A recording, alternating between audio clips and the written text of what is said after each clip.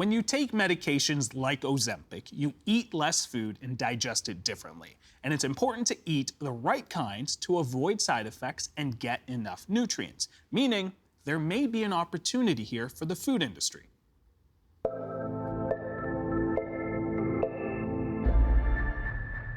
Sylvain Charlebois is a professor at Dalhousie University in Halifax and director of its Agri-Food Analytics Lab, and he joins us on the rundown. How are you, Sylvain?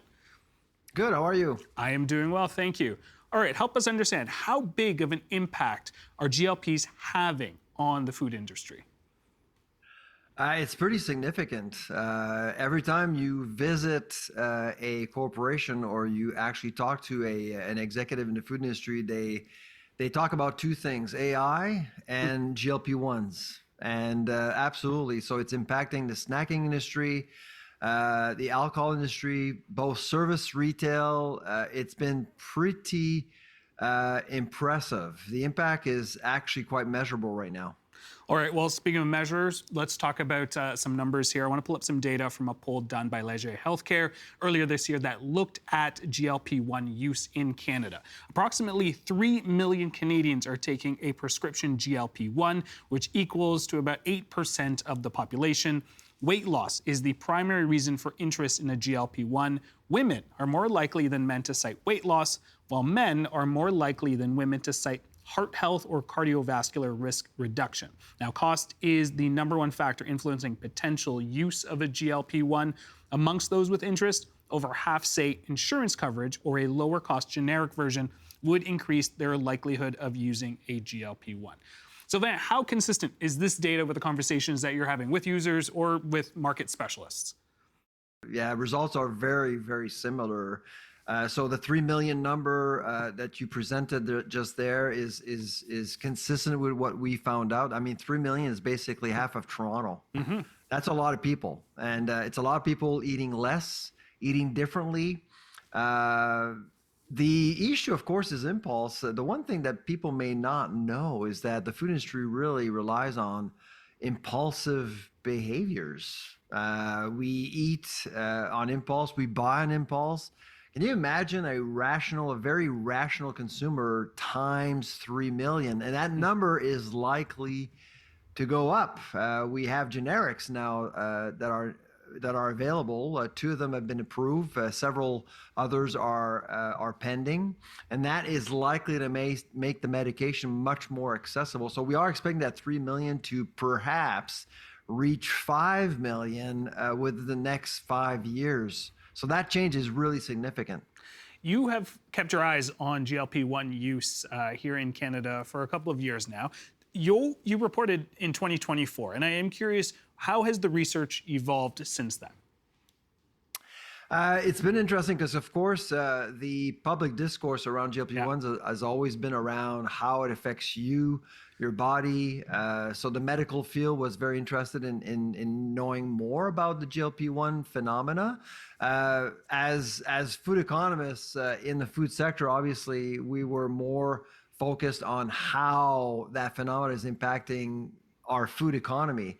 And back in 2024, 2 years ago already, we were hearing rumblings, and we actually had private meetings. We actually did publish our first report, and we did get phone calls from major companies, CPG companies that are in Canada, wanting to know more about what is going on, because they're probably seeing in their own numbers, top line and bottom line. I think they are seeing some changes there. We've seen companies like Nestle launching a GLP-1 friendly line of products, food products. We're seeing chains also adapting as well. Shake Shack is the most recent one with a GLP-1 menu, imagine.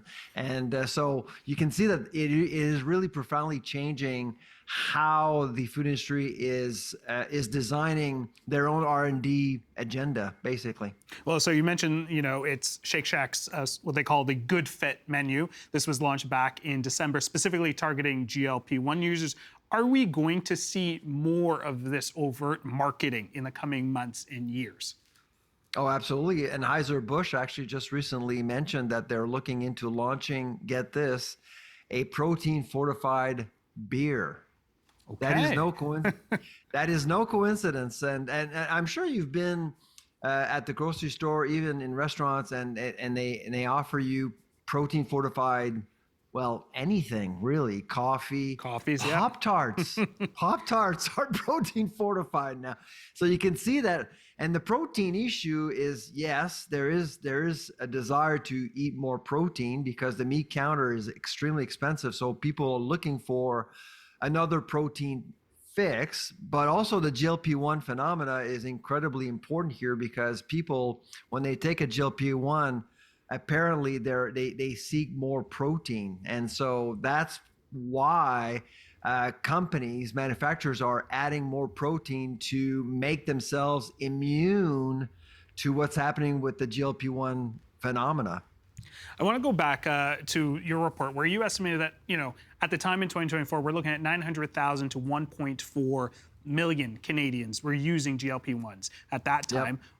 Yep. I'm curious about the contributing factors here in terms of why those numbers have, if not doubled, if not tripled, in just a very short amount of time. And by the way, the industry was downplaying our number 2 years ago. They felt, no, it's not that much, and it's not impacting. They were in denial for a while, but now we have leisure. I think they just didn't know how to deal with it. I don't think they were expecting it. I actually had a chat with an executive from the pharmaceutical industry, and they're making obviously billions of dollars providing a GLP-1 to the marketplace. And he basically said the following statement: "We are trying to fix a problem the food industry created in the first place, making people unhealthy." That was telling. So this is not going to go away. The pharmaceutical industry is getting addicted, no pun, to the revenues generated by GLP-1s. And of course, on the one side, you have more money going to one industry trying to fix another problem seen as a problem created by the food industry. So the food industry, I don't think, was ready for this confrontation, this conflict, this tension between the two industries. And they're trying to figure out how to keep consumers engaged with their products. Well, let's talk about, I guess, restaurants' bottom lines at the end of the day. As you mentioned, side effect of GLP-1s is a lower appetite. So we're seeing that shift in portion sizes and food industry a little bit. Is this the end of an era for, supersizing your fries or combos? What does that look like? Well, I think we're past that already, not necessarily because of the GLP-1 drug, because I think the waste issue, like food waste, is a big issue. And I think companies are more careful when they're serving their patrons. But I mean, I've been out to restaurants with friends that are taking the medication, and you can see, I mean, they're not eating a full soup. They're not eating a full sandwich. And so I suspect that there'll be more right sizing going on when it comes to serving certain meals, just to make sure that they're not wasting anything. That's one thing. But I can tell that really the restaurant industry is going to struggle with this one for sure. I mean, how can you possibly sell to someone who's going to be eating less? He's not going to drink, or she's not going to drink. The entree is gone, dessert's gone. And those are money makers for the food service industry, which is why we've predicted this year that the net number of restaurants in Canada would go from 87,000 to about 83,000. Wow. So a minus 4,000. And so we are seeing more restaurant operators struggling in serving a marketplace with a growing number of people on the GLP-1 drug.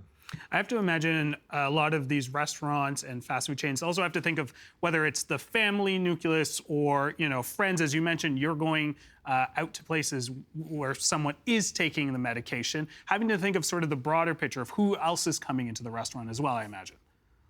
It reminds me of the plant-based revolution. If you remember, a few years ago, people were talking about plant-based vegetable protein. And again, restaurant operators democratized their menu. They didn't want to exclude the vegans, the vegetarians, because they often have friends. And if you actually don't have anything to offer to that one person, they're gone. They're not going to come to your restaurant. I think it's going to be the same thing for GLP-1s. Not everyone will be on a GLP-1, but that group of friends, family, will want to go to places where, well, the menu is absolutely democratized and flexible for everyone. And so I think that's probably what we're going to see more of, instead of just providing, or here you go, here's a menu for GLP-1 users. I mean, not everyone is going to openly say that they're on a GLP-1 drug. So it's not something you'll admit openly. When it comes to protein consumption, veganism, vegetarianism, people are more comfortable declaring that they have a certain dietary lifestyle. But the GLP-1 situation, I think, is much more sensitive. I want to shift gears a little bit and talk about grocery stores. Are we seeing grocery stores changing their tactics and strategies here as well? Not yet. I would say changes are more up the food chain. But here's the other thing happening at the same time as GLP-1, and both are somewhat intersecting. And those are, and that's the new Health Canada logo. The fat, sodium, sugar logo that everyone is seeing at the grocery store. So what people don't see is that up the food chain, many companies are saying, okay, so we have these logos. We are not launching a new product if we have to put a logo on there. But the other motivation that they have is that if they actually have to put a logo on, it means that that product may be less attractive for people on a GLP-1 drug as well. So there are two things happening at once right now in Canada, which is really interesting. And I would say it's probably going to make our grocery store healthier over time because of these two phenomena happening at once. All right, I want to look into the future. As you mentioned earlier, a generic version of semaglutide has now been approved by Health Canada.